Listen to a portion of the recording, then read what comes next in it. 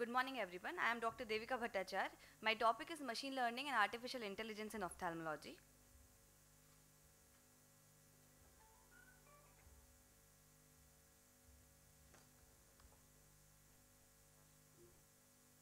John McCarthy described artificial intelligence as the science of creating intelligent machines which replicates human behavior. It forms a part of fourth industrial revolution along with autonomous vehicles, blockchain, robotics, advanced biotechnology and three-dimensional 3D printing. Now quickly we'll take a short look at a short video about artificial intelligence.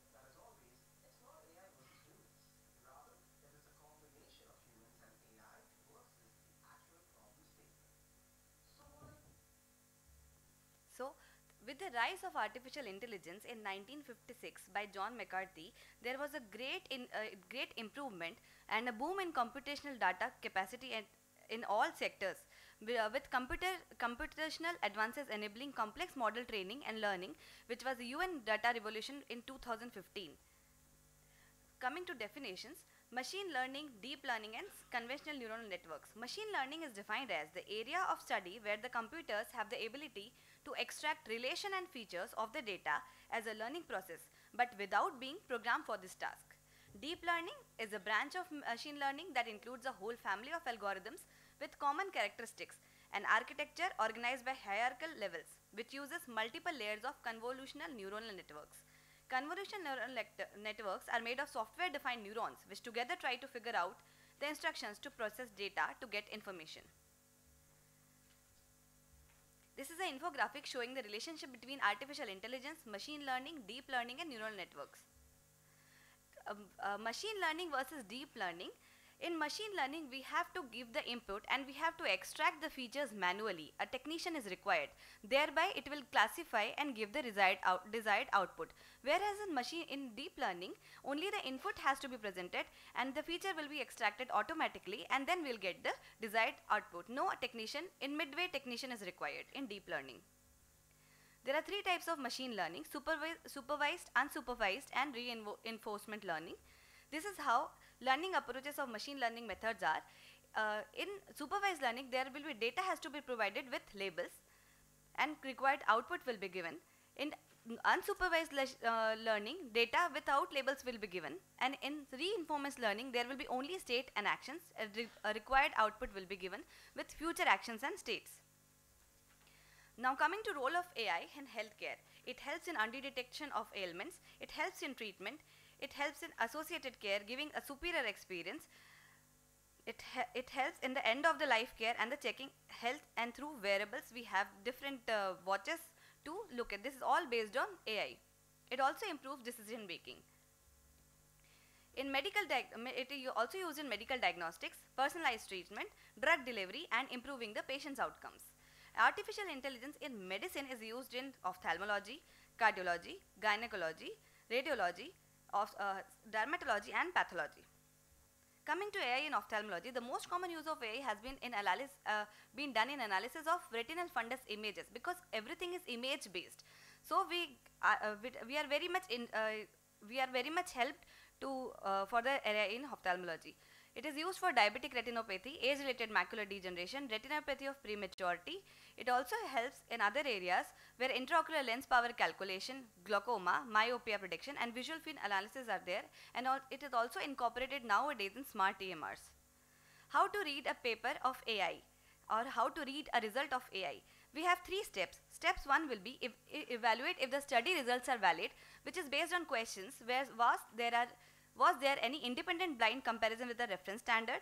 Did the patient sample include an appropriate spectrum of patients to whom the diagnostic test will be applied in clinical practice? Were the methods for performing the test described in sufficient detail to permit reapplication? Is the methodology of algorithm development described in sufficient detail to allow replication? Are the algorithm datasets used available for external validation? Second, we evaluate the presented results by this question: are likelihood ratios for the test results presented or data necessary for their calculation provided? It is like that. And the step 3 comes the utility of results in providing care for your patients. Will the reproducibility of the test result and its interpretation will be satisfactory in my settings? Are the results applicable to my patient? Will the result change my patient's management? And will the patients be better off because of the test? Will there be a significant impact on patients' well-being after algorithm deployment? Is there any attempt to measure this impact? The algorithm has potential to be deployed as a clinical decision supports tool, but immediate impact on patients' well-being cannot be assessed. So no attempt was made by the authors to measure this impact in the real world. AI in ophthalmology helps in early detection and appropriate treatment of ocular diseases, which are of great significance to prevent vision loss and improve quality of life. An integration of ophthalmology and artificial intelligence has the potential to objectively revolutionize screening, diagnosing, and management patterns of various ocular diseases. Applications of AI can make great contributions to provide support to patients in remote areas by sharing expert knowledge and limited resources. Whereas other applications of AI were already invented, that is, Google's DeepMind Health, in associated with Moorfields Eye Hospital, can detect 50 diseases from OCT images for referral. IBM's AI can predict visual field data from OCT scans. Microsoft Intelligent Network for Eye Care is a collaboration to apply AI to eliminate avoidable blindness. Other applications which are commercially available are Netra AI, IDXDR, Meteos AI, and Pegasus. In coming to retina, ophthalmology, artificial intelligence is retina, we have first website, that is the IDXDR. IDXDR is a software program that uses artificial intelligence to analyze retinal images which are taken from the Topcon TRC NW400. It is fully automated and it is non-mediatic retinal camera designed to obtain high resolution color images of the retina and the anterior segment of the eye. How does IDXDR working? With a fundus camera, the trained operator captures 2 images per eye. These images are submitted to IDXDR. IDXDR analyzes images for signs of diabetic retinopathy, including macular edema, in less than 30 seconds. And the results are displayed. If there is no disease detected, they will offer a retest in 12 months. And if the results are positive, they will refer to an eye care professional. This is the IDXDR analysis report from Topcon. This shows vision-threatening diabetic retinopathy. Coming to app-based AI, coming to Fluid Intelligence. This is Fluid Intelligence as a mobile app that runs on Android or iPhone. It is supervised machine learning which works in accordance with an eye care provider. We can take it from this website. This is given below, or we can directly download it from the Google Play Store. It is a paid application, and it can also show all these things which have diabetic retinopathy, macula of retinal detachments, etc. Again, coming to Meteor's AI, it is powered by Remedio. It is artificially intelligence based first smartphone device, non-mediatic blink-proof retinal imaging device. It is patented by US and uses infrared light for live view. There are anterior imaging module and NM fundus imaging module. The anterior imaging module, also known as AIM, it uses iPhone. High quality aberration free optics are obtained. It can be digitalized at any slit lamp. It has intelligent acquisition software. Now coming to AI in glaucoma. Glaucoma evolution involves measurement of IOP, optic disc cupping, visual field gonoscopy, and OCT for RNFL and GLC. I'll just skip all this thing and I'll come to main topics again. We have Netra AI, which evaluates the glaucomatous damage by the color fundus photograph. It differentiates between glaucoma and non-glaucoma.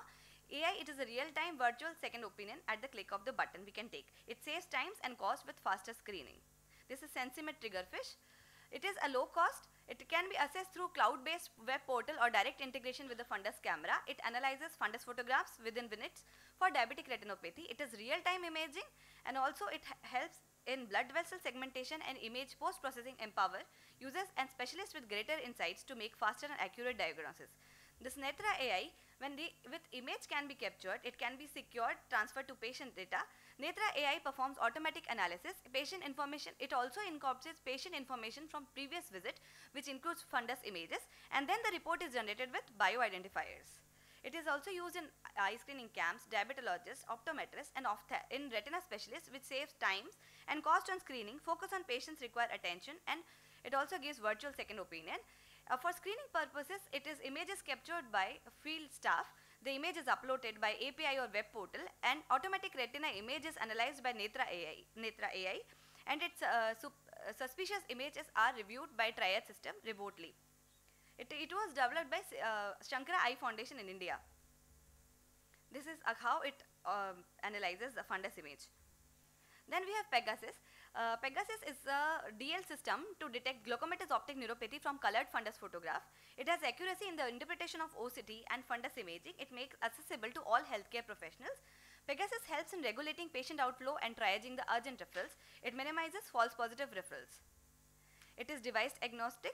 It is available as a cloud solution and can be accessed via any web browser like Edge, Chrome, Firefox, and Safari. It is available on a monthly pay basis or pay as you go basis. Coming to visual field analysis, as visual fields are difficult to interpret, so AI would be much useful. These methods run on portable perimetry devices like the smartphone-based virtual reality perimetry, such as Periscreener, Virtual Eye, and C3FA. It uses a feed-forward neural network to identify pre-perimetric visual fields which did not meet Anderson-Patela's criteria for healthy visual fields. Artificial intelligence and IOL power calculation. This machine is based on IOL calculation by the Bar-Aline Brazilian group of artificial intelligence and corneal analysis. AI-powered IOL calculation include Hill radial lattice function, LADAS superformula, class neural network, and full Monte method.